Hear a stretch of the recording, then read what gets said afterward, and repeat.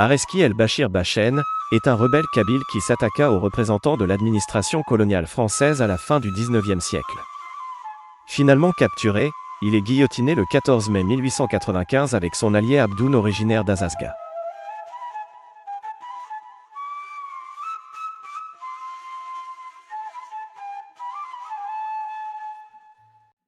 Areski el-Bachir est né vers 1857 dans le village d'Aïd Bouini en Kabylie, dans l'actuelle commune de Yakouren. Il était le fils d'El-Béchir et Naït Ali Tassadit, Tadjibat, et appartenait à la confédération des Aïgobri.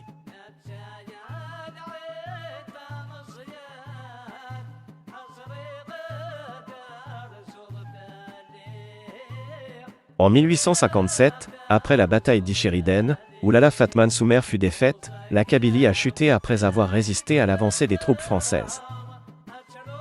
L'une des conséquences de cette défaite est que les villages perdent leur autonomie et le droit administratif. Les assemblées de villages, qui étaient auparavant les sages du conseil élu, deviennent un outil de l'administration française, dont les dirigeants, chevilles ouvrières et amines, sont nommés par l'autorité coloniale.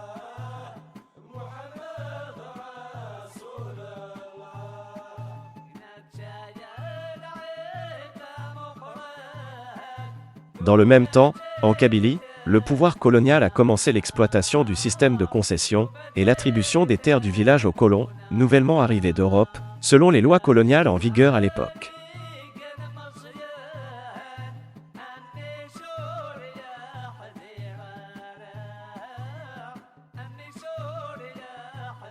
Dans la région d'Azazga et de Yakouren, où Areski el-Bachir et d'autres hommes comme les frères d'Aman ont vécu, les forêts de chênes-lièges ont attiré des colons exploitants.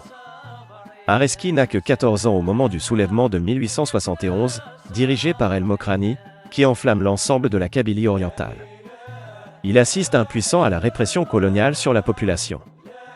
Le gouvernement français avait alors créé la loi de responsabilité collective pour les actions de ceux que le gouvernement considérait comme des criminels. En particulier, les Aïd-Gobri furent condamnés à verser une amende collective de 113 200 francs. À cette amende s'ajoute surtout le séquestre de 5817 hectares de terre qui sont ensuite alloués à la constitution d'un centre de colonisation bien que celui-ci ouvre plus tardivement, en 1887.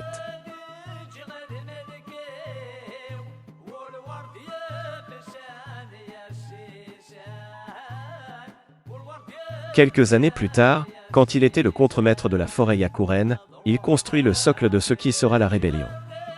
Il forme un petit groupe avec ses compagnons les plus fidèles pour soutenir les droits des bûcherons qui étaient exploités. Cette petite résistance se transforma bientôt en une rébellion contre la confiscation des terres du village et contre les taxes excessives.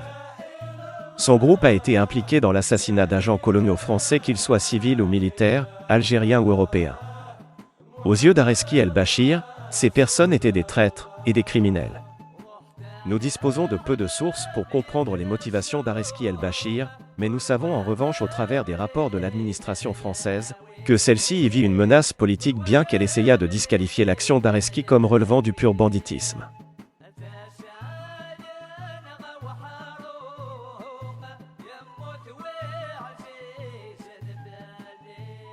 L'origine exacte de sa prise du maquis reste obscure.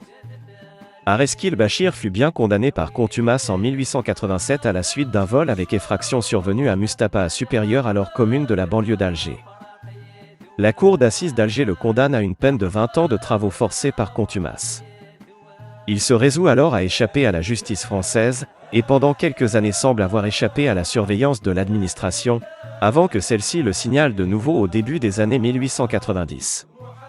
Réfugié dans la forêt de Yakouren, où les forces françaises n'avaient pas réussi à le capturer, son groupe devenait de plus en plus nombreux, ce qui attira l'attention de l'administration centrale sur lui. Son groupe est évalué à plusieurs dizaines de membres, mais il fonctionna de concert avec le groupe des frères Abdoun et celui d'Amar Oumraï, existant dans la même région.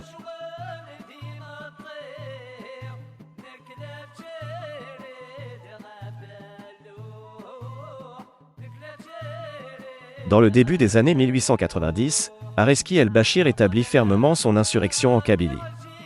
Pendant ce temps, l'administration coloniale est très préoccupée par sa bande et celle d'Abdoun. Areski el-Bachir acquiert la réputation de vengeur à qui les villageois de la région viennent demander de l'aide. Il devient le distributeur de la justice dans la région, et dans les yeux de nombreuses personnes, remplace l'autorité coloniale.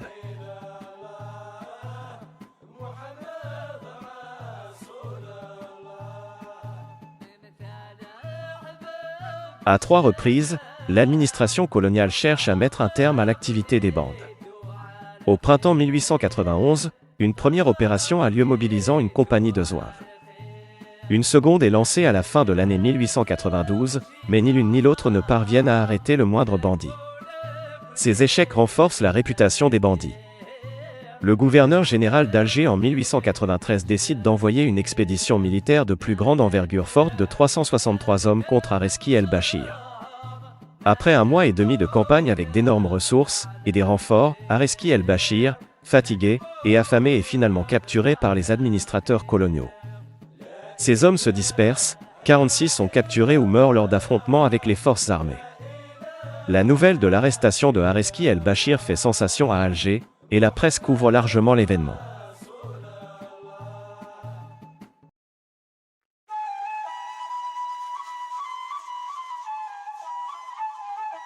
À l'issue d'un procès en cour d'assises, 10 membres de la bande sont condamnés à mort, et 6 sont effectivement exécutés, les 4 autres bénéficiant d'une commutation de leur peine en celle de travaux forcés à perpétuité, et sont ainsi envoyés au bagne de Nouvelle-Calédonie. L'exécution a lieu à Azazga devant un public nombreux, comprenant notamment des Européens venus d'Alger pour assister à la mise à mort des bandits. L'autorité coloniale souhaite faire un exemple sanglant après avoir craint d'être remise en cause. L'exécution fait même l'objet d'une photographie diffusée sous la forme de carte postale.